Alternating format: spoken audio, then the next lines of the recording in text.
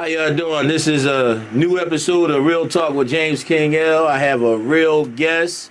He's been through it all, from the struggle, the triumph. I mean, he's been triumphant in a lot of situations. He started from the bottom.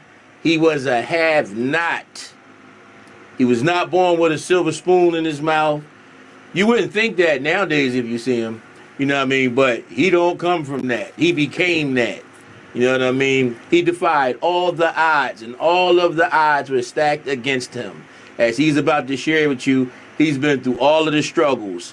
And I say all that to say, if you persevere, you could become something different than what you're trying to persevere from, right? And a lot of times, people that come from the so-called hood, they make up a lot of excuses on their conditioning and the situations they are in, and they use that as a crutch to prevent them from taking accountability and moving forward.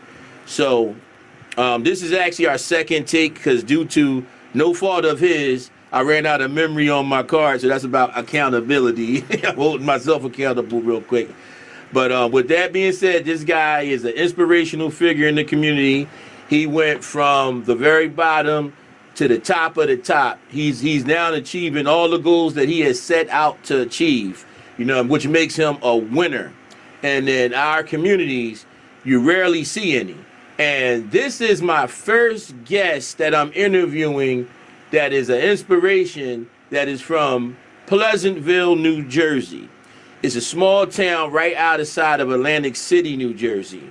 And I told certain people that I had a special interview coming from somebody from the Illville, you know what I mean? And it was gonna catch them all off guard.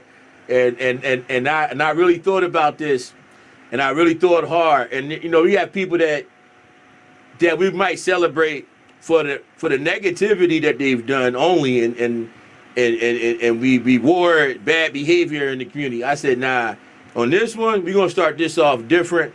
We're gonna start with somebody that came from that, but defied all odds and created something great, and is an inspiration to the younger people and even people in our age bracket that are just one hit away from a change in their life and a success. So with that being said, I'd like to introduce you to y'all a good friend of mine, like a lot of us say, a childhood friend. I've known him since before we knew ourselves. So with that being said, I welcome Luis Andujar of Papi's Auto Care to Vibe 609 Radio. How you doing, Lou? Good, brother. How you been? I've been well. It was a long time coming for this. We done built so many times just in our little, you know, inner workings with each other here and there and stuff like that. Because I definitely support Papi's Auto Care to start that off. We'll get back to that. Appreciate But yes, absolutely. I recommend it to everybody watching. Go through. This is a real one, as y'all about to find out. So, Lou, how did your story start? I started in 1975. I'm a 75 baby. Out of Chicago, Illinois. Yes, sir. That might be kind of new to the people that know me. Including me. Yeah, born in Chicago. Actually not raised, but born there. Was raised a little bit in my time, moving back and forth with separation from the parents. You know how that goes. Mom following dad. You know, you're gonna help me with these 7 kids. You know how that goes. Right. So moving back and forth from Chicago, New Jersey to Miami, Miami back to Jersey, then to Trenton back to Jersey, then from Jersey back to Chicago. It was tough. It was a lot of dysfunctional going on, which plays a factor in my upbringing. Right. That out of all that, I mean, we still managed. I have to applaud my mom for keeping us still together, doing what she had to do to keep us together and not have the system take partial of these kids, take that kid. No, she still. There's a lot of trials and tribulations that I remember and I can recall that I always share with my mom to this day, and she looks at me like, wow, how you remember that? I'm like, sometimes she don't remember. I'm like, I do remember, Mom. But sleeping in the parks in Chicago when we had to wait to get approved to get them vouchers to come back from Chicago on Greyhound back to Jersey, when my mom said, you know what, screw it. and I'm gonna stop chasing your father. I'm just gonna raise y'all and to the best of my ability. So I remember them nights in them parks, sleeping in her friend's van because her husband couldn't take us all in the house. And until them vouchers got cleared, and we was on that Greyhound coming across the Jersey. But yeah, it's a nice story, and it pretty much, as I got older, I realized a lot of big steps, meaning reflecting. That's a big thing that we should all look into, is reflecting, because it prevents for any failure, any tripping or relapse into where we came from. And I was a person that had many opportunities to get into any type of negativity, rather it's drugs, guns, gangs. I was peer pressured by that my whole life. And I pretty much chose a little bit of everything just to experience it, but really not too deep into it. But I still had access to every negativity that was around, that pretty much exists. Growing up, hitting teens, I pretty much started experiencing at 13, 12, experiencing girls, had a childhood friend by the name of Ding. Very good childhood friend. We go way back. That introduced me into that, into the girly things. But pretty much, I don't understand poking me in my damn eye. Yeah, pretty much had outlets to a lot of the negativity. I had outlets to all that. So what was the first thing that you were consumed by as far as trouble was concerned in your young childhood? The typical being disobedient, just stealing, throwing snowballs at grown-ups. Oh, that was you. Yeah, so it was fun. We did it with laughter behind it. You said stealing, right? We was stealing materialistic things that didn't belong to us. Now let me ask you this, because there are a lot of people. There's songs out right now. This is what's relevant to what you're saying. There's a song out right now that's encouraging people to steal and as boosters, and to sell the stuff on the black market and spend all the money as soon as they make and all that. I want you to touch on, why did you steal? It was. Now that I'm older, it was things that I know I couldn't ask my parents for. So you get it the best way you can. I think stealing, it's nothing that is taught. It's just you don't want to be seen taking something that is not yours. I think stealing it's natural. It just comes. You don't want to be seen touching something, taking something, or whatever. Stealing is not taught. It's not taught. But what I'm wondering is, like, a lot of times people steal because they say they bad people, and then sometimes people steal because it's a necessity, because that's the only way they can get it at that point in time. You know what I mean? And I just wanted to express that because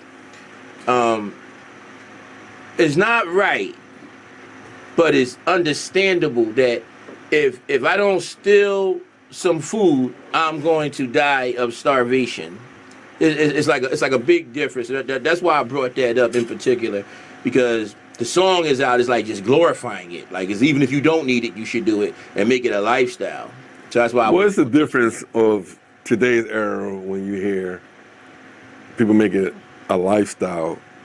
Boosting is just for themselves and appearance, or to make money off, or whatever the case may be. But it's a difference when our era, when we stole things, it was, you couldn't afford it. Right.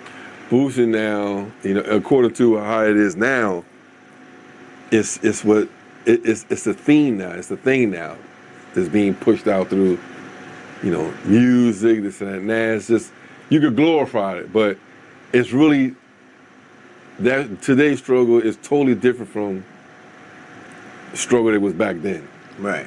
Because now, today's era, today's time, these folks that's, making music behind this and that is, they have access to that. It's just, people give you clothes now. Right.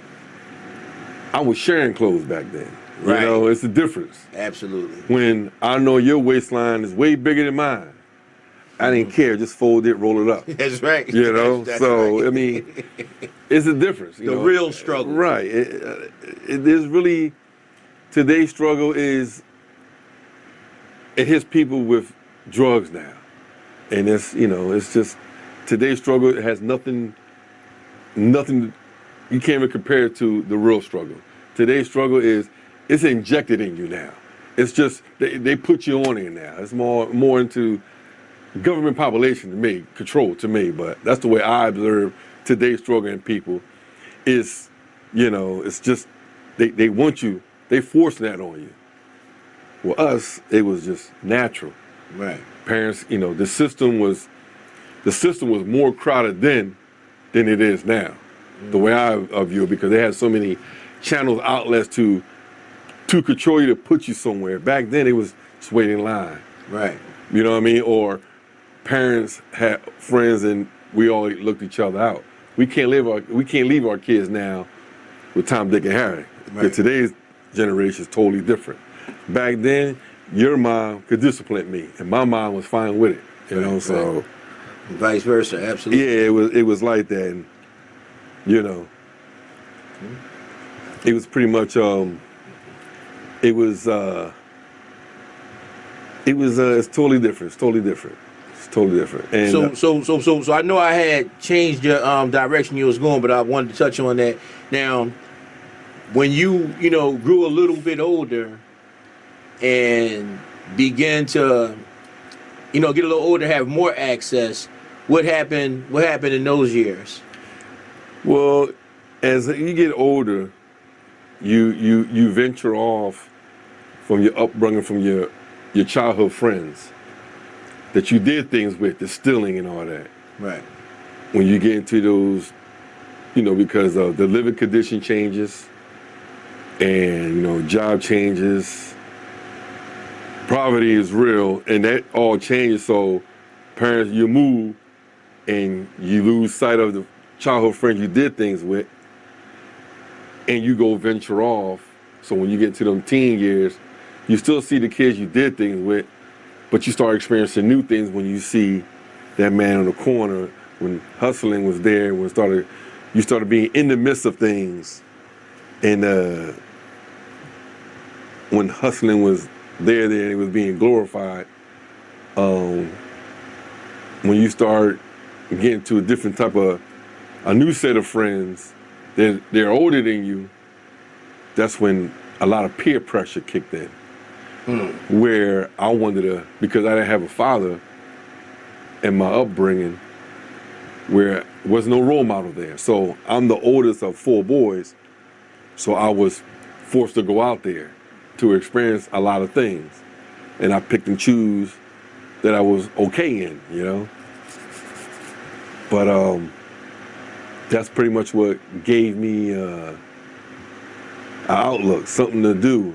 But at the same time, now that I'm older, I could reflect on it. It was a lot of peer pressure, not knowing it was peer pressure. Now, what were some of the things that the peer pressure led to in your life? Peer pressure led me to taking trips to places that I had no business being at, but I had to tag along. Peer pressure was forced to go hit that guy because he did this. I did it because I figured it was fun. But how I label it now is because as I got older and I reflect on my life, I'm like, man, that was peer pressure. Right. But I looked at it was just a thing to do. So that's where, it was fun doing it. It was fun because I got introduced to a lot of things. It was girls, meetups, going to leagues, and me being at a young age with no curfew. You know, you put all that pressure on your parents. Where you at? This and that and that. But it wasn't so much. You can't call me. I ain't had no phone. You know, it wasn't no phones like that. So it was. Hey, when you see, let them know I was looking. So if the news traveled like that, through you know, voice. You know, so. But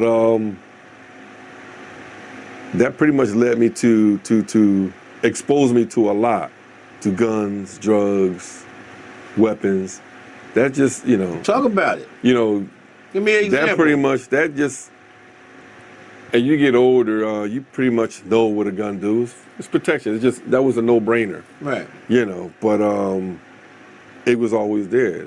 Everything that I needed, it was there. I had access to everything. I could have picked and chose anything I wanted to get into, dive into, but I chose to be, now that I reflect on it, I was neutral the whole time. Right. But I had access to a lot of stuff. It was just like, it was just different lanes. It's like the streets of New York, pick a lane, you know? So I had access to a lot of negativity, you know, but I stayed to be neutral, close to home, smoke, drink. It was the thing to do. You had girls. There was a time where... How did you get the name Kilo G? That was a name that was given to me through Lil Dave, which a lot of people know as David Anderson. Right. I lived in Woodland for like maybe about 3 months when my mom was, until she get housed into a house or whatever, when we came back from Chicago. Yeah, that name came in. I never sold a kilo in my life. So, you know, so when people say that, oh, they used to hustle. No, I hustled, but I never seen a kilo in my life. Never sold a kilo in my life. But it was just a name that came out of Eazy-E, one of my favorite rappers, out of his Boys in the Hood song. But it was a name that stuck with me. And to me, I consider myself with, when I was dealing for a little short period of time, rest of soul, a buddy of mine named Duke, people know him as Rod Duke. Right. That was my guy there that introduced me to a lot of that stuff. And it was fun. It was fun. It was fun. Right. It was fun. I didn't glorify it. I just did it to support some clothes on my back, which my mom couldn't afford. Then I left that and got into the weed business, which it was good then. It was chocolate tie. That was all over the place. Oh yeah. You know, so then I had a little name for that, Jamaica Lou, which I got from Big Mix. We might know it as Tamia, but right. But yeah, I had a little run with that, which it was funny. Once again, I had the nice $5 nicks. They was tall. You get 2 blunts out of a nickel, boy. But it was a run. But it was just to put clothes on my back and just to have that little crew, you know, little girl crew, Jamaica, you know. I've never been to Jamaica, but right. It was fun when it was flowing. When I went back to selling drugs, powder, it was crack and powder. There's a lot of things that I don't glorify and I reflect, and I can't believe I was doing that. There was times when I was a sophomore in high school. Those that know Wash Ave on this side, they used to call it Spanish Harlem. There was a lot of activity jumping on that street. Right. Where you come down that street and you leave, and if it was being watched, you was getting pulled over. What was you doing on Wash Ave? People named it Spanish Harlem. It was us there, but it was fun. Like it was, I don't glorify it, but it was fun. It was fun. You could just sit there all day and make your little liquor run, come back, and it was just fun. There was times where I reflect on it and just thinking about it, just kind of bothered me. It was so much fun. It was so, now that I sit back and think about it, I'm like, how could I was doing that? It was times where I leave to go to school late, but I give maybe $100 bagged up, and I leave with my mom's and let her, mom, sell these or whatever, you know, you keep 40 or whatever the case may be. I mean, it was times like that, things that I never really shared, but I've done share with people in my life. But it was, as I reflect, it was a lot of crazy things that I was doing that I was just going out of hand with. Right. I wasn't a flashy guy because I didn't make the money to be flashy, So I wasn't getting it like that, But I was just getting it just to support my clothing, to put some stuff on me, feed me, whatever, But yeah, there were some things that I've done, and like I said, I pay for that due to my incarceration for a situation I got caught up in that I put myself up in there. But And how old were you when you were incarcerated? back in November, this goes back to '94. I was actually You were a juvenile still? Actually, I was 18. I was pretty much an adult, but just hit that adult stage. I pretty much was home, bagging up by the kitchen door, and my younger brother, which y'all might know him as Tone, Eric, whatever, came busting in and was like, "Where's the gun?" Hollering, crying. I'm like, "What the fuck's happening? What's going on?" I started doing what I'm doing. Calm down, what's going on? So anyway, he was telling me what happened. I said, "Oh no, I'm sick of this shit." So he had a little altercation with an older guy, and that his nephew or somebody, my brother was being held down while the nephew to get the best of him because my little young brother had a little mouth when he was growing up. Very disrespectful, man. He'll spit on you, whatever the case may be, but he come a long way. Right. But yeah, I took matters in my own hands, and I went down there, and I just got fed up. I was just already high on bud, not drugs. Right. But I was just rolling, and I just got tired, and I just shot a couple of times, and I wound up hitting them. But I ran, of course, got rid of the weapon, and the rest was history. I pretty much turned myself in after a couple of days, hiding out to get it over with. Thought they couldn't get nothing on me. No weapon, no case. Just he say, she say. But due to the circumstances, we in Pleasantville, and my father already had a record in Pleasantville where we already was known from the police station. And pretty much my mother, I didn't get the information from my mother that I have a lot of bullets, ammunition in the basement. Get rid of them. Of course, she let them in the house, and they found all the ammunition and just put it together. This came out the victim. This matches.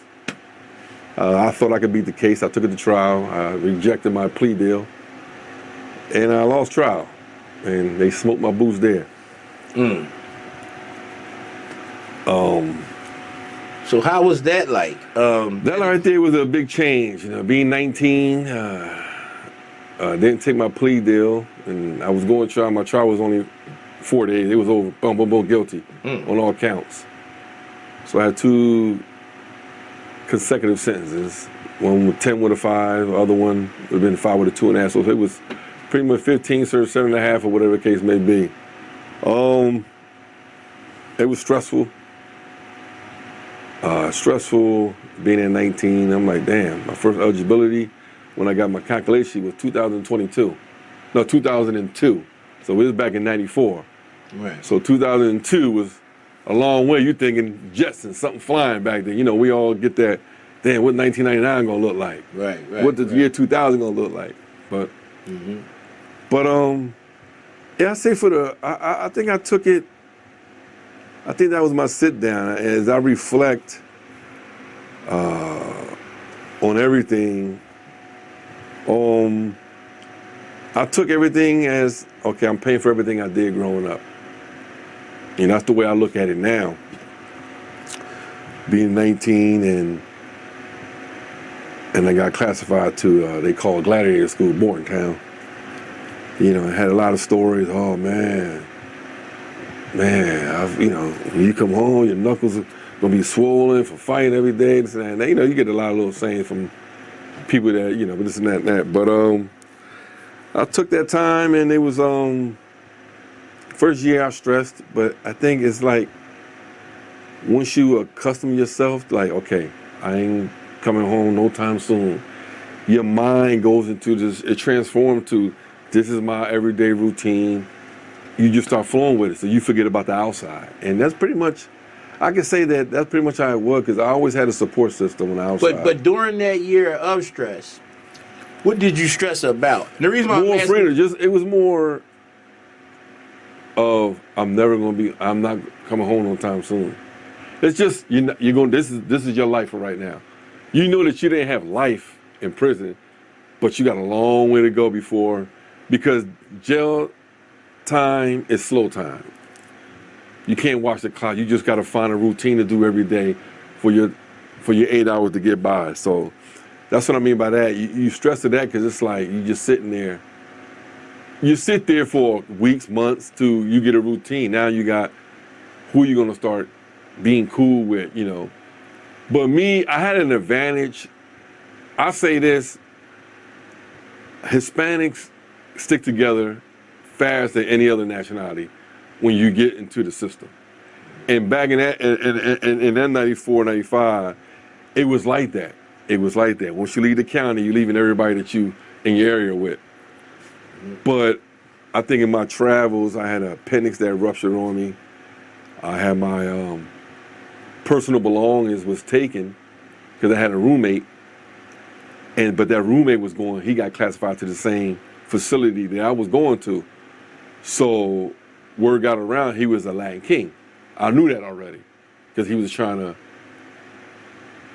recruit me and teaching me things like I think you'd be a good candidate, Lou, this and that because of how I was conversating with him, And I always say, I said, it's not for me. I'm not turning my bed to a nightmare.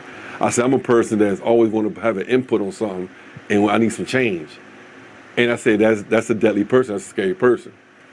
And but like I said, I had my personal belongings taken from me.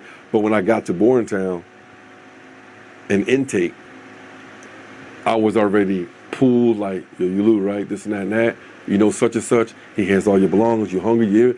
I was already pulled in, taken care of by the Lion King. Right. I don't know these people, but I went along with it. I already was like a little bit, into the system, so I was aware of everything, blah, blah, blah. But just like an awareness, it's a different awareness from being in the streets when you are in prison.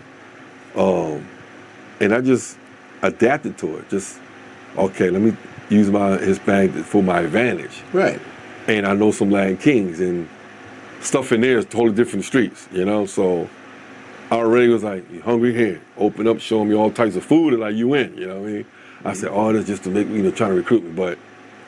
And I seen the guy when he got off work, and he's like, hey man, I'm sorry, I took your stuff, but I know we was coming here and said, oh, your stuff's still the same. And all my mail, personal shit was still there. And it was like, oh, that's love. But it's sad to say that once I knew I was going to be in this tier for all these years until I get short, that it was a ball. I had a lot of fun. What does that mean? You had a lot of fun? It was a lot of fun I had to mature fast. Mm-hmm. It was older guys, even though it's a youth correctional, right. It's not state prison, but you there with guys that been there a lot of years, so they was already they passed them teens, them 20, they already in their 30s or whatever, so they mature already. I'm fresh, you know what I mean? So it was fun because these are your cellies and everybody in these tiers, you doing mad years together.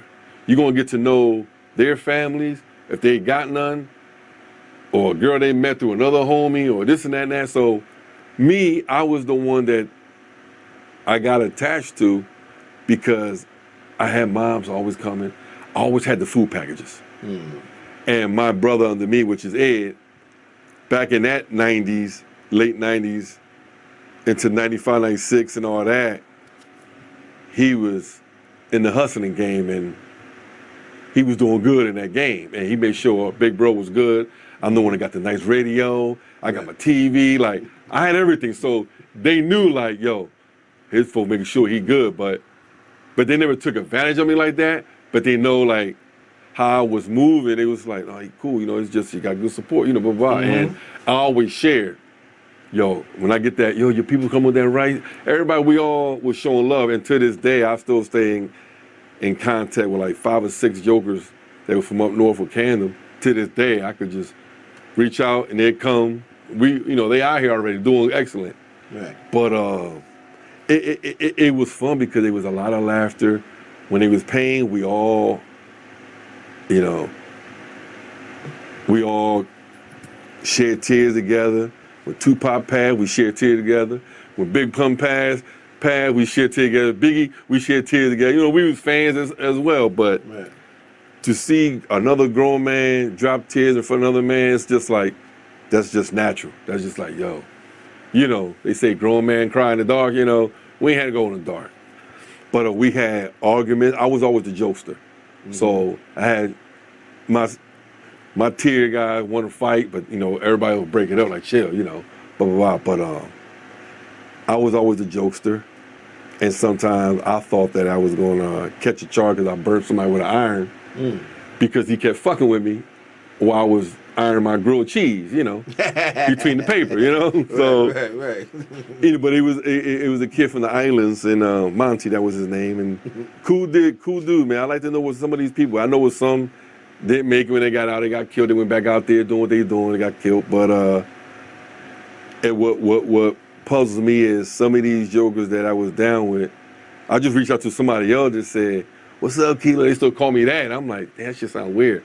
But they're like, yo, man, I've been seeing you pay this and that and that. Yo, man, I'm so, by hearing them saying, man, I'm so proud of you. Like, I always knew you was going to do something with yourself when you got out, blah, blah, blah.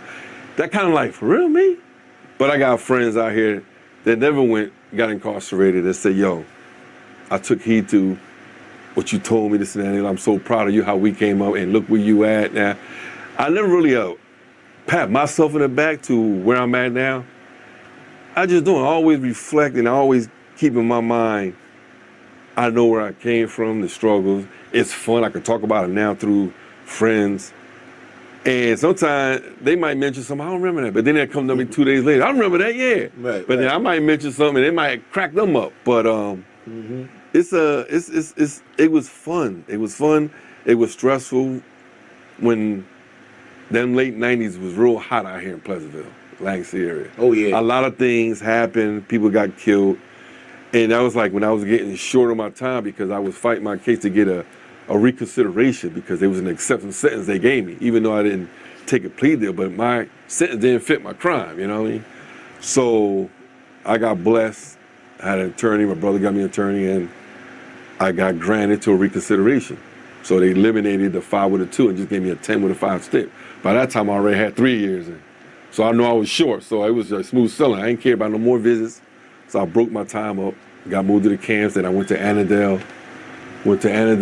kept that there. But just to break my bed up, I was into the system, so I knew how to maneuver to break my bed up and how to adapt to a new set of other inmates. You know, I'm already in, it's like you get a look about yourself. Once you're in the system, you create an identity.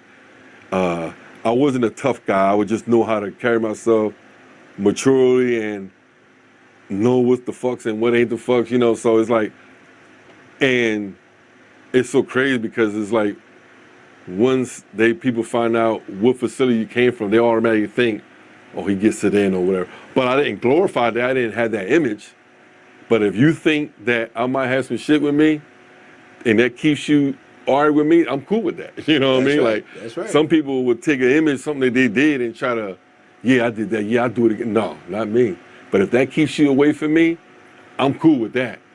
But that's the way I carry myself through my whole incarceration, hitting the halfway house and all that stuff. But I met a lot of people that, I was like, oh, snap, you know, people that you came up with, you grew up with, they didn't have it because they caught their little moments, you know what I mean? But I always knew I was gonna, I had my mind set to, when I get released, I'd rather have women problems than men problems.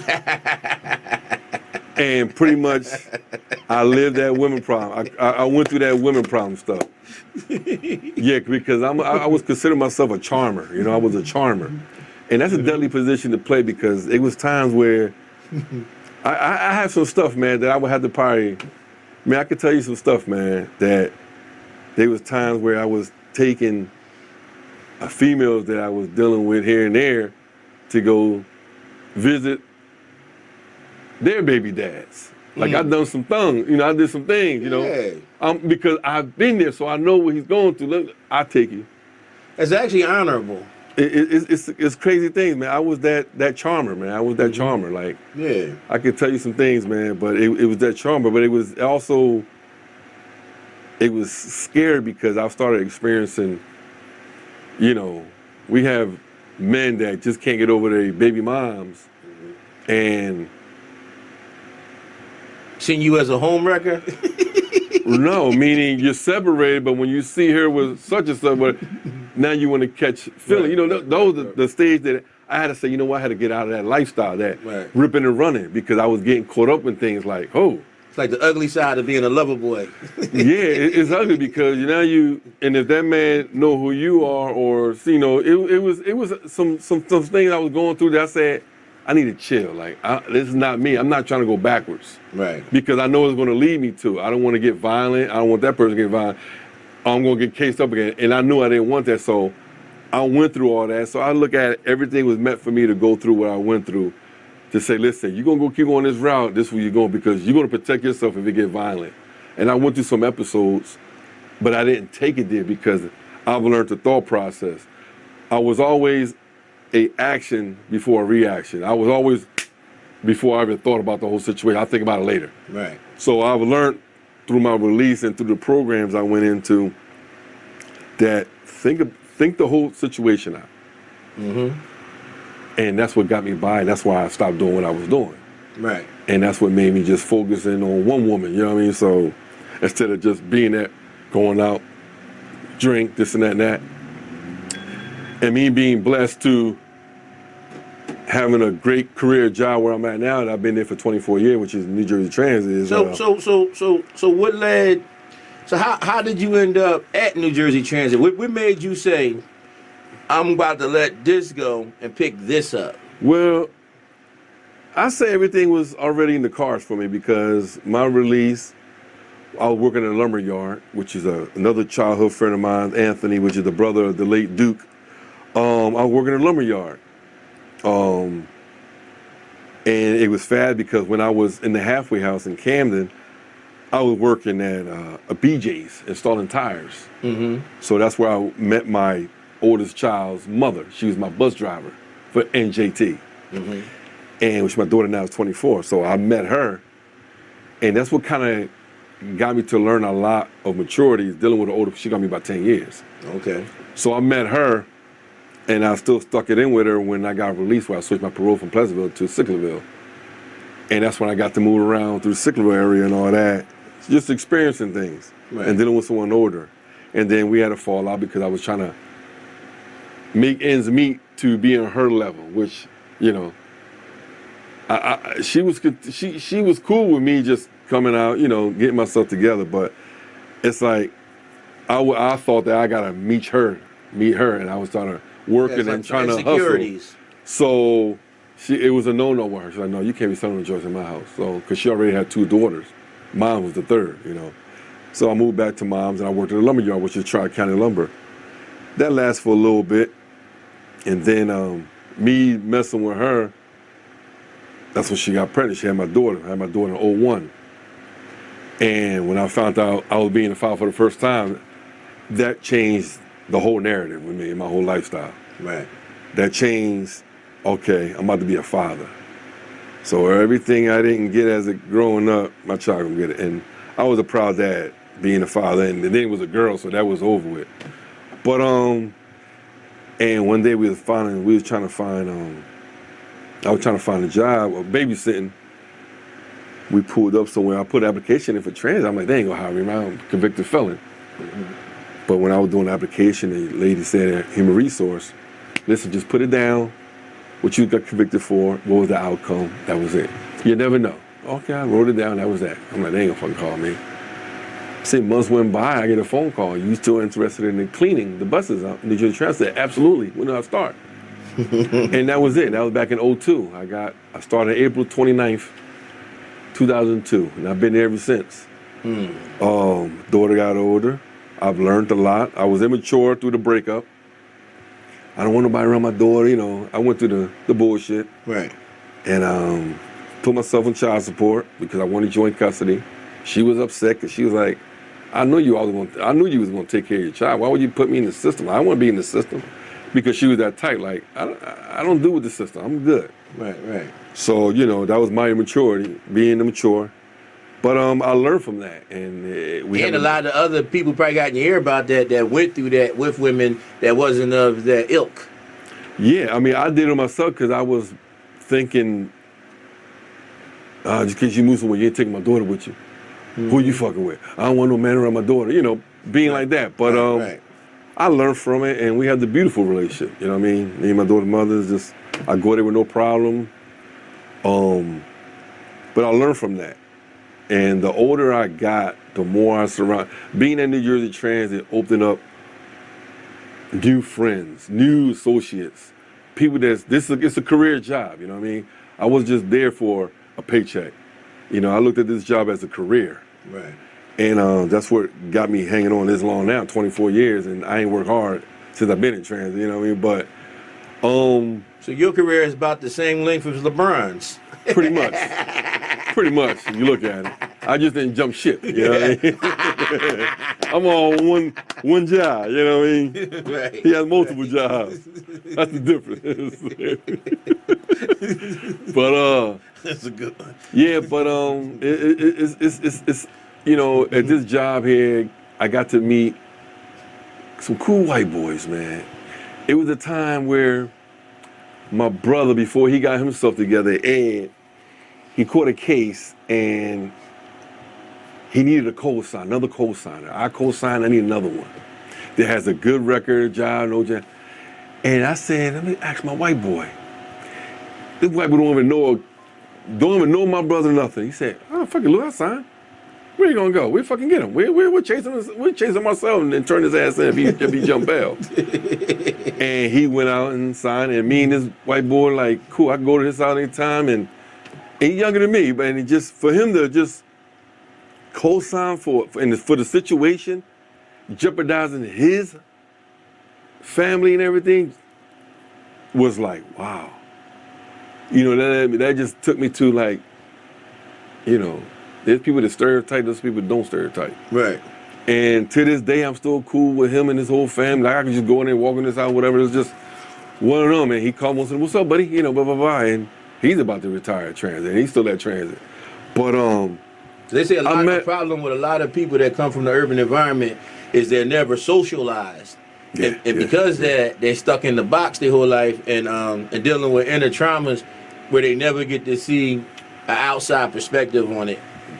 I think, what allowed me to be where I'm at now and what space I'm in, I've picked up, by me socializing with different, like, outside of my environment, it's got me to where I'm at now, to this place of business with mechanical, you're dealing with customers. You have to know how to listen and not speak at the same time, because we can sing together, we can't talk together. To listen, take a plan, because this is what comes with the title, and allow what you're hearing to try to bring down the temperament and everything, because a customer has every right to be upset on a situation with a vehicle. That's just rule number one. You're not talking about me, are you? No, but it is what it is. But I think what got me a long way, and it still is. Hold on, we jumping over stuff. What led to you becoming a mechanic and doing that? Or like this is because this was unique. You already have a career. Correct. But then you still end up starting an entrepreneurship during having a career. Well, actually, Turner Venture was there before my incarceration, before my career job present. Okay. It was always there. It was just never taken for granted. It was never like, it was just there. I went to school for auto body and vocational school for auto body work, but I never got into it. I was always falling asleep, but it was always there. But then doing my first brake job, it was on an expedition. I'll never forget it. During my release, I was working out of my mother's garage. My first brake job, I put on the brakes backwards. And I called my buddy Anthony to this day, and I love him and all, and I said, bro, I put these brakes on, and they grinding when I'm test driving it. He came and looked. He said, bro, you got the brakes on backwards. So I was like, oh, shit. It was crazy because I put them this way instead of this way. I was like, oh. And from then, I became the brake specialist. Like to this day, when it comes to brakes, you know, at the shop, like, call Lou, you know, see what's up with these brakes. I became the brake specialist. But just having that, once again, I look at that too, like, you in the business of this, and then you work for a business, but now it's really it's not easy. It's hard, especially when you have a partner with you. So, because your time zones are two different things, you know. So I learned a lot being in the business. Now the point of my life where I'm at now that I'm closing in on my retirement from transit, which is 2029, which is up the street around the corner, up the hill. But I'm looking for my mind frame, my just watching my kids grow. It's taking me a different direction in my life, so that I'm following. I'm not going to ignore it right now. I want to stay right. I'm following and fading away from the mechanic business and trying to find something more time in to put in with my kids. That I want to see where they're heading. What, you know, where are they, what's they liking? Because by me there was times where I was getting off in the morning because I work great shift. I get off, I don't go to sleep. I used to fall asleep under a car or something, this and that. I was running too hard. And that takes a lot away from my kids. When I get home, I don't want to play around. I want to just lay down. But now as they're getting older, I'm starting to see them getting into things. So I want to know where they're heading. So that's why right now, to present, I'm fading away from the mechanic life. Not that I don't love it, but I've done it for so long. I might not have 30 years in it, but when you put your all mentally in there, and then you get into the customer, it becomes overwhelming. So I don't have to put the time in to say, yo, I'm done with this. You don't have to. And I don't look at it like that. So now I'm just fading off. It's a beauty thing that I could go anywhere and make it happen. I can always pick and choose what I want to do, if I want to work on a car or not. That's where I want to be at right now. And I'm gradually fading off because of my kids getting older, so I'm following them because they're getting into things. I want to know where they at. Because that's what we lose when we don't follow our kids and what they into, because I don't need them to be shown stuff through TV or these tablets or whatever the case may be. I want them to be hands-on with things. But I think my youngest one is the one that's going to follow this mechanic world, mechanic business, because it's going to be totally different when they get older. It's going to be more technology. Right, pretty much. So that's where I'm at now in my life at 50. Hitting 50 kind of like, I've been doing a lot of reflecting on everything, just your upbringing. I laugh because it was like, wow. But then I sit back, you know, when you look at 50, okay, I'm 50. And I heard, like, you know, I have more behind me than I do ahead of me. You know? That's the way I look at life. You know, sometimes the wife be like, you can't think like that. You know, like, you shorten your lifespan. I'm like, no, but that's just reality. Like, do I got another 50 years in me? You never know. You might, but when you put things in that way, it magnifies your present, and it make you expand on each day instead of taking it for granted and thinking tomorrow's promise. Like, each day becomes more valuable for you, and that's a great way to look at it. Yeah, but that's, you know, and I think it every day. And self-evaluation and doing an inventory on yourself is what gets me by every day. Because what I mean by that is, I think we should all do a self-inventory on yourself every night when you go to bed. And what does that mean to those? The reason why I ask you certain questions, it's not that I don't know the answers. It's for the viewing audience. A lot of them are trying to figure it out. So that's why I'm asking them. Inventory, when you do a self-inventory on yourself every night before you crash, sit back, think about how your whole day went. Rather you have a business, schooling, just in general, whatever it is. Think about what you did all day today. Who you had an argument with, or nice talk with, what you seen, what you experienced. So when you doing that, you're separating all the good and you putting all, man, I could have did this shit different, this and that and that, or blah blah blah. I had a bad day today, or blah blah blah. You learn from it, so when you see it coming again on the next day, you know how to handle it. You know how to tackle it. That's why I say if you do that every night, your following day will be much better. It's just going to be better and better and better and better. It's just going to repeat itself. That's why I say self-inventory on yourself goes a long way in your everyday activities. You know, we all grown now. We all go through our own little thing. We all got our own chapters. You have this business. I have this business. That man has that business. But we all going to experience things in that field. Right. And that's why I say you take that inventory on yourself every night. Try to separate work out. Let me improve on this one. Let me improve my demeanor this way. Let me improve this. It just makes it better. And by not only that, but that person that you're going to experience it, you're going to be helping them, and they don't even know it. You might not even know that you just helped them through something. You know what I mean? Yep. But I'm glad. I'm glad I went through what I went through all the negative. I don't have no regrets. Everything, they say it was written, life is written, this and that and that, but when you inventory and you reflect on it and you chuckle and you laugh, you're like, wow, because you still see the bullshit coming at your age, and you laugh. And what puzzles me is when I see my kids be sneaky, and I'm like, I did that same shit too, and it just blows me, and I be so joyful when I watch them try to be little slick thing, and I'm like, I did the same shit. And they look at me like, you did that? Yes. Yep. Like, I used to do all that. And, my wife gets on me like, why you share with your kids? Why you talk to them about jail? Or if I'm riding past somewhere, I'm like, this and this and that and that. Cemeteries, this is where we all go. That's right. They might look at me like this, but but they know. That's right. You have to, because it's reality. So I want to start at my kids, because as they get older, they ain't gonna be, what?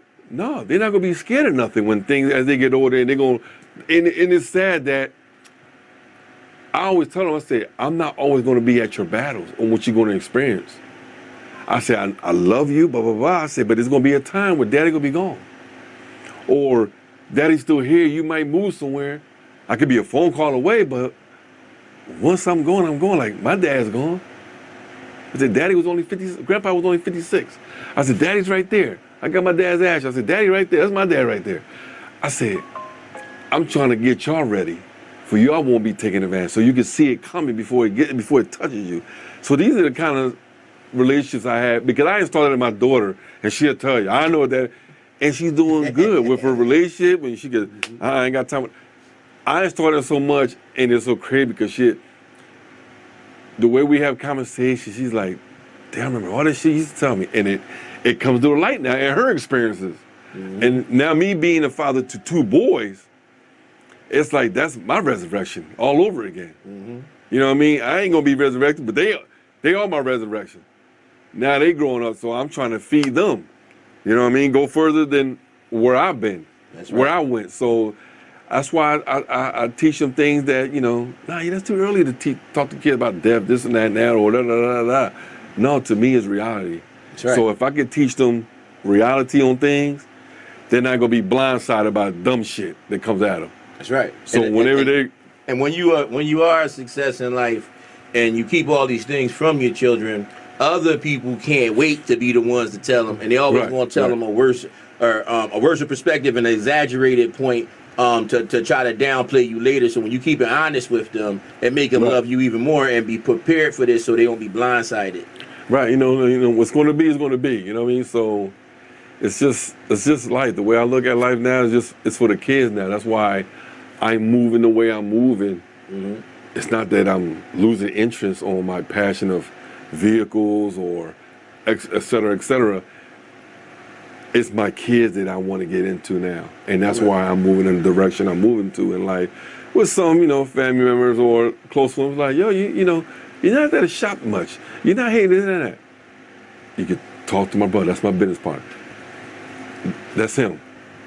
I'm fading this way. And they not understand, you know what I mean? But hopefully this right here will let them know, you know, if they're watching down in the future, like I'm headed somewhere else, that my body is, I'm focusing on my kids. They're getting older. I have to, it's a wicked world out there. And this, and my kids' generation is crazy. So I have to tap into them. I got to follow where they going.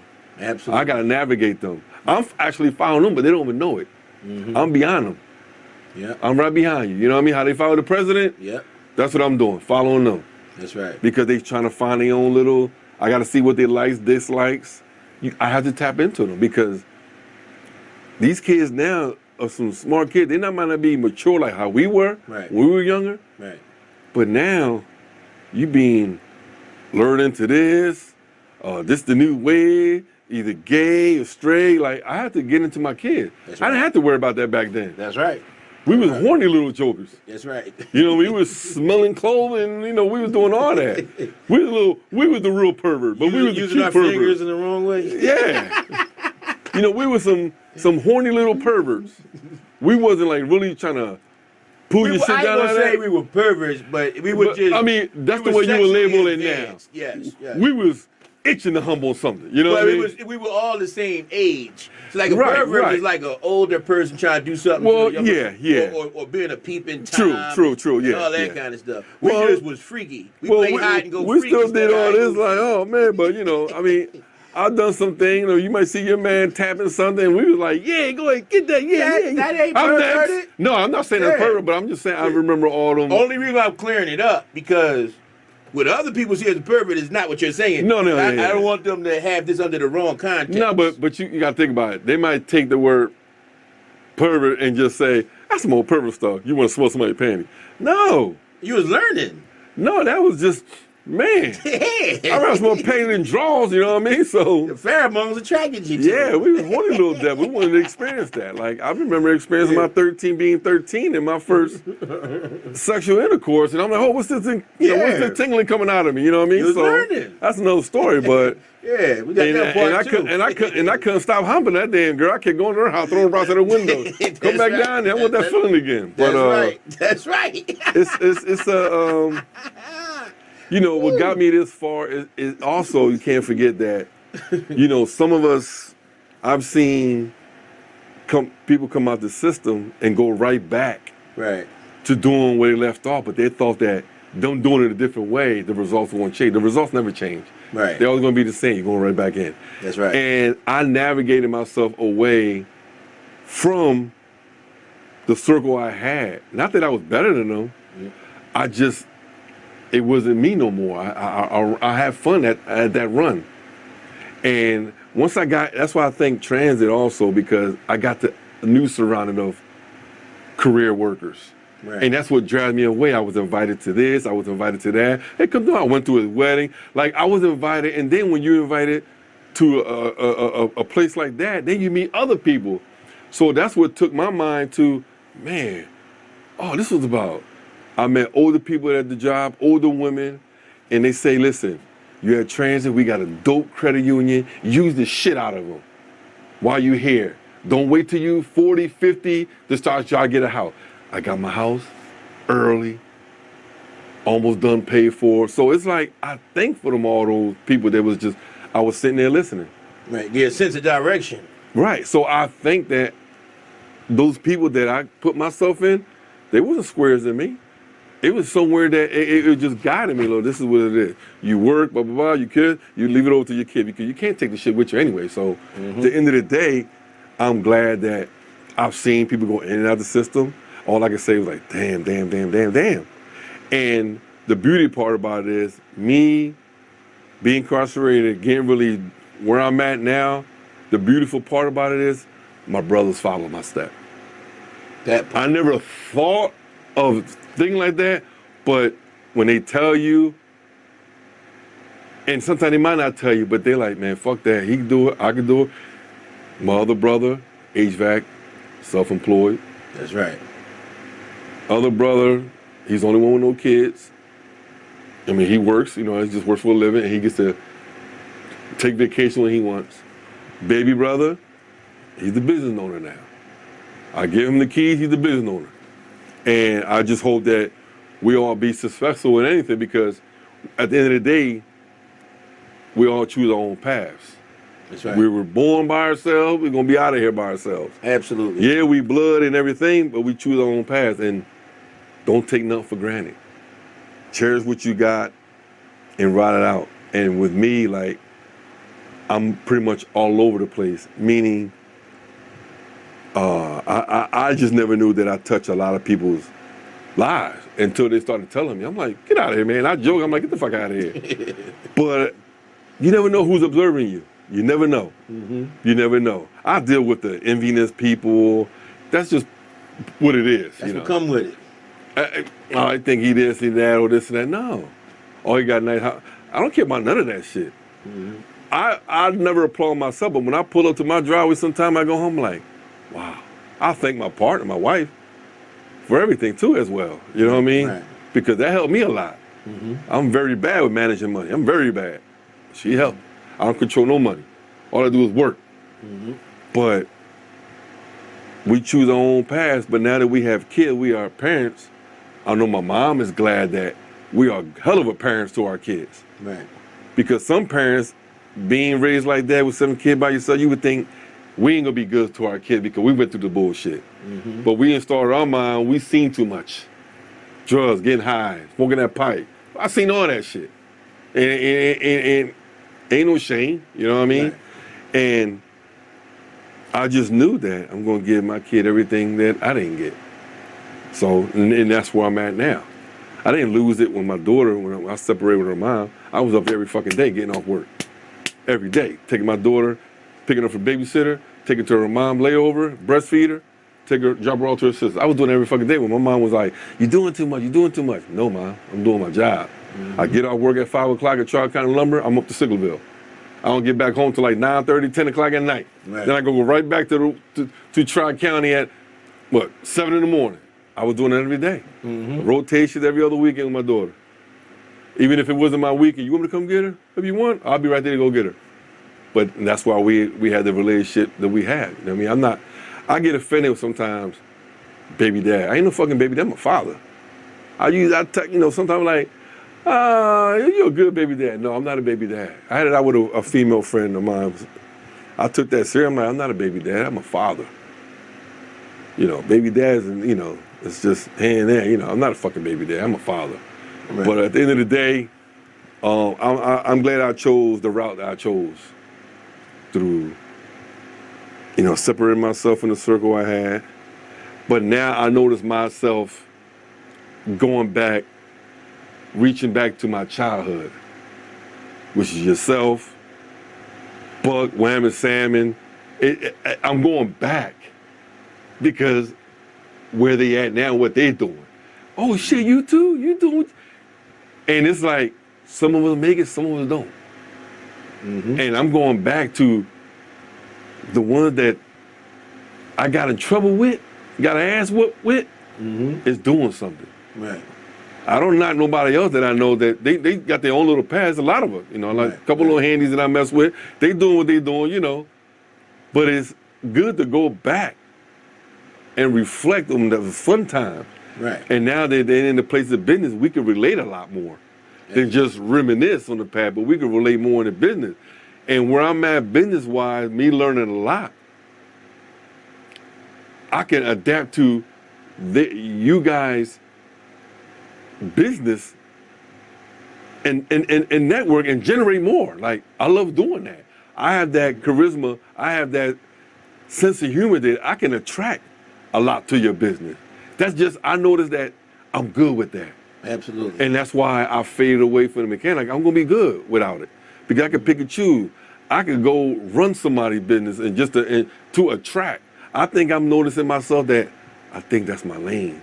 Mm-hmm. So I'm following that because I can attract. Me coming here doing this, interview and everything is dope. I'm settled in now.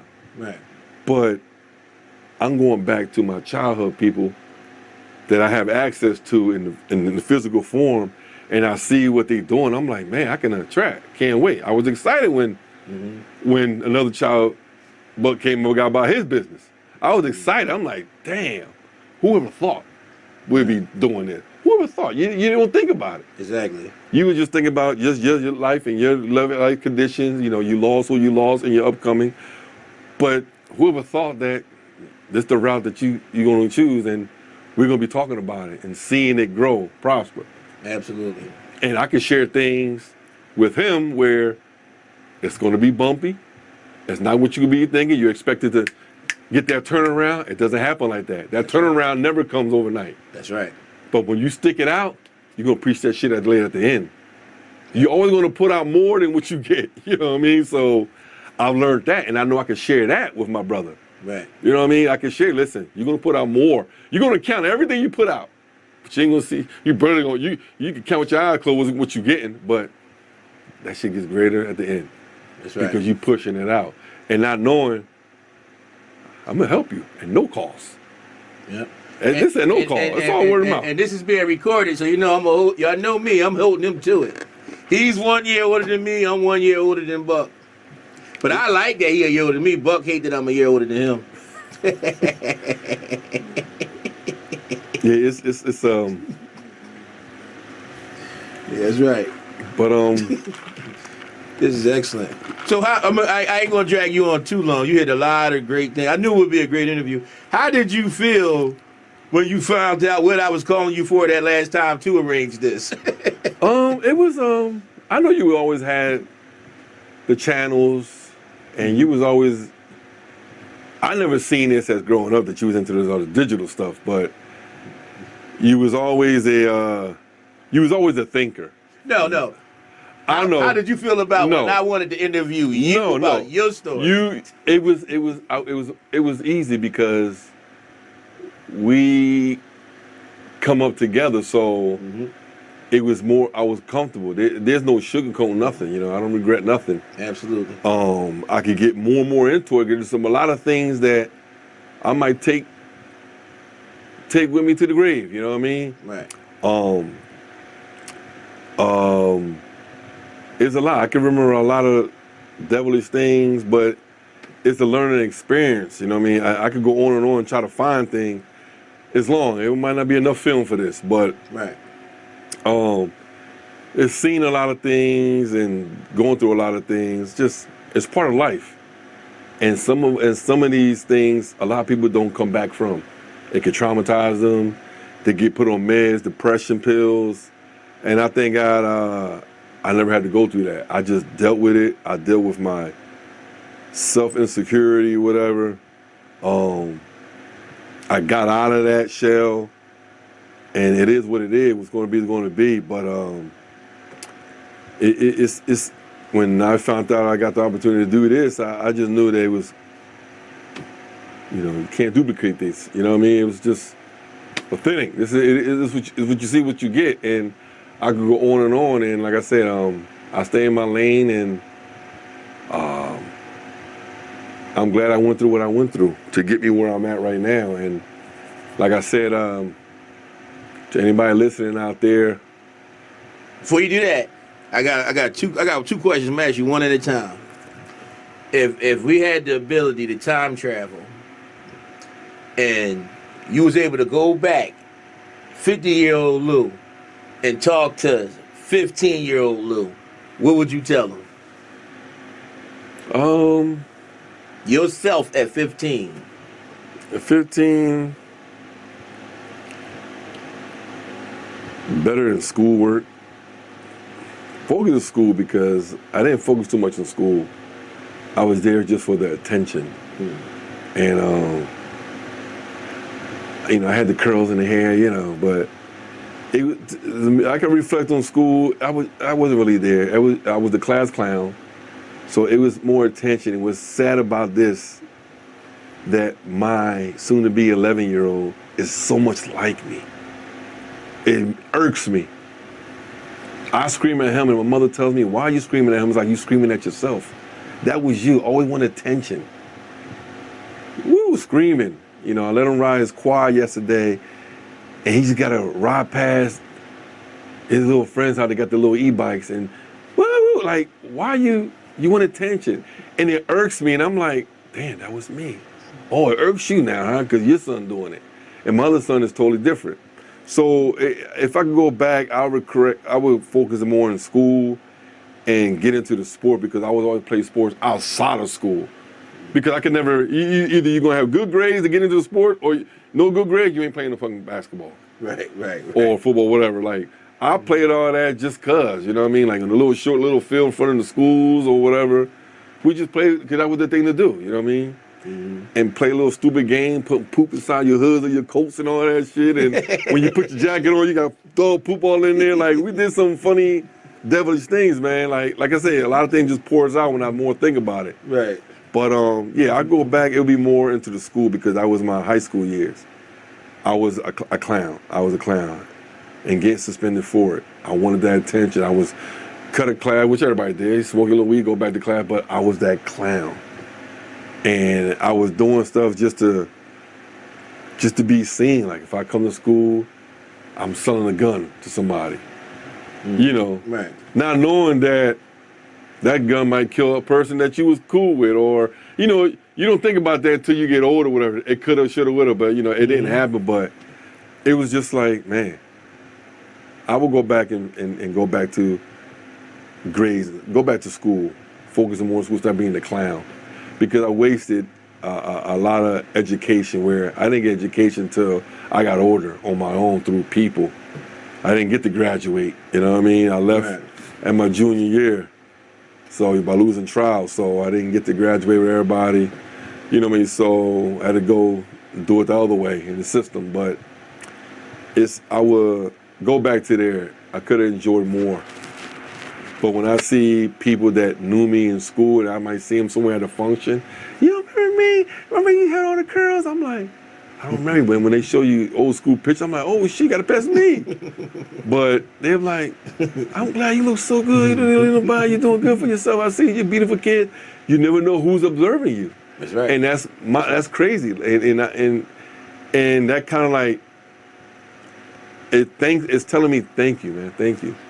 And I thank myself for just taking a different turn through my release. And my conversation changed. Everything just changed about being a father. Took me to another level.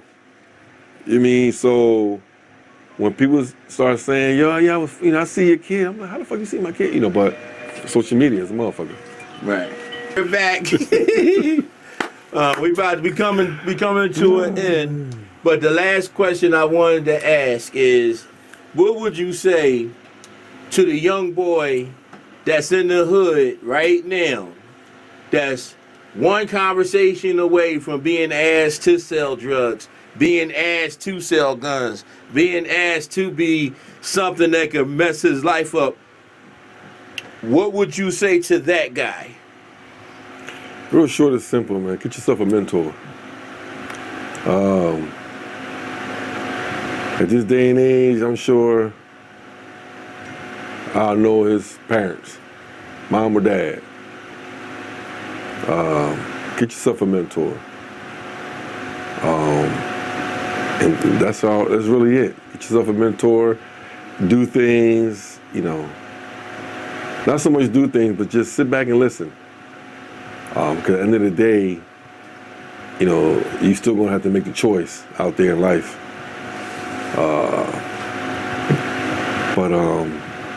But I think that to give it a shot, to give you a different scenery, a thought, get yourself a mentor. And whatever you choosing to, whether you're pretty much pressured to do, or you have to follow that route because that's what it is, or that's what your mans and them do, or if not, you punk, you chump, you do this and that and that and that. Get yourself a mentor, because what you're doing now has been done already. And I can tell you where it's going to lead to. But there is an outlet. There is an outlet. Trust me. There's an outlet. All you got to do is just listen. Get yourself a mentor. Very well said. And so we're going to bring this to a close. I want to say thank you for coming through, sharing your story. Thank you for having me. Oh, very, very honored to have you in the place. Got more in store. Absolutely. We're going to hold you to that. And this was actually better than I was even anticipating. You know what I mean? And I believe that what the only thing that can actually save an Indian is a chief. So I thank you, Chief, for coming through, and I'm sure the Indian is going to thank you later. And I'm just saying that, as a term that everybody's accustomed to, but it's like basically the elders talking to the youth, and we need more of that because a lot of times the elders that talk to the youth are negative, and they already ruined their lives, and they're trying to revisit that in a young person's life. So I just want to show great examples of great men leading by great examples. With that being said, I am you, you are me, we are everything. Peace. Islam.